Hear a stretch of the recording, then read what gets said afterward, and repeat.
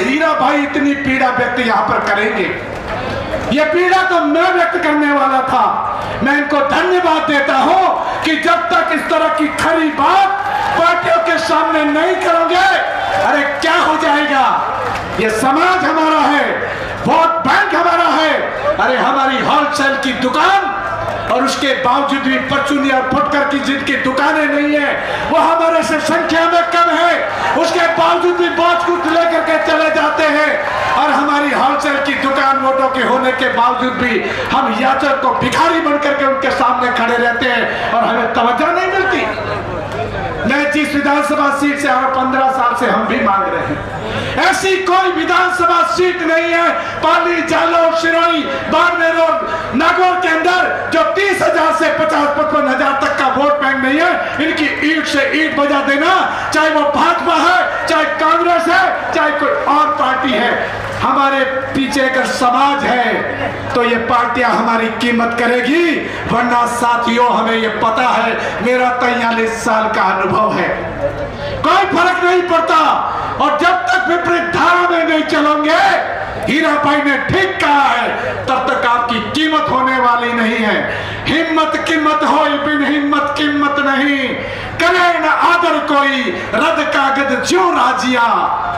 इसलिए आपको हिम्मत दिखानी होगी।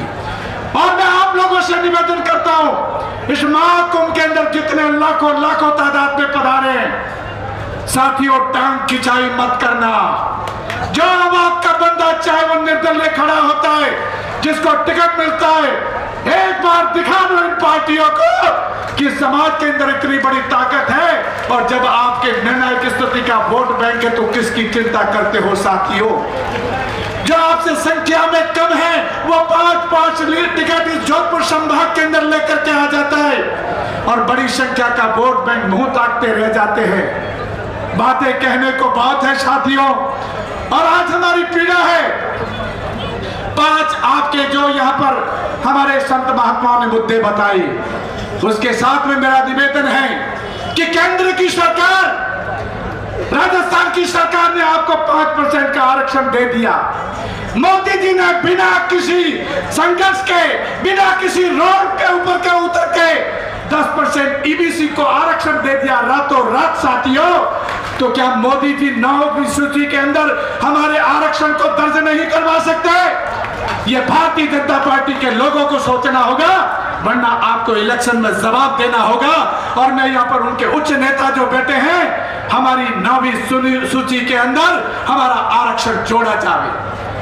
बालकृष्ण रेण के आयोग घुमंतु घुमंतु विभक्त जनजातियों का बना हुआ है, जिसके अंदर आपको एसटी का दर्जा देने का प्रावधान है। आपकी जनसंख्या होनी चाहिए, आपकी जनसंख्या के आंकड़े आने चाहिए। और साथों पशुपालक के लिए, अरे हमारे लिए ये बाड़े और जमीन कोई मायने नहीं रखती।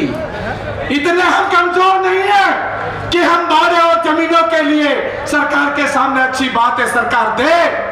लेकिन मैं तो ये कहता हूं कि जिस तरह से राजस्थान की सरकार किसानों को 1.5 लाख रुपया बिना ब्याज के खेती के लिए देती है, इस पशुपालक के लिए ऐसा एक कल्याण की योजना राजस्थान में सरकार में बननी चाहिए, जिसके अंदर उसे अपने पशुधन के व्यवसाय के लिए कम से कम 1.5-2 लाख रुपया फ्री ब्याज में देना चाहिए।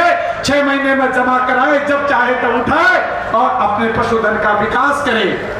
ये योजनाएं होनी चाहिए।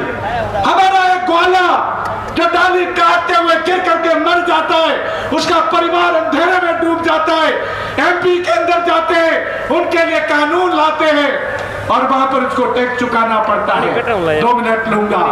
एक तरफ जब हमारी भारत की सरकार एक देश एक कानून की बात करती है, तो इस पशुपालकों का टैक्स खत्म कर देना चाहिए पूरे भारतवर्ष के अंदर।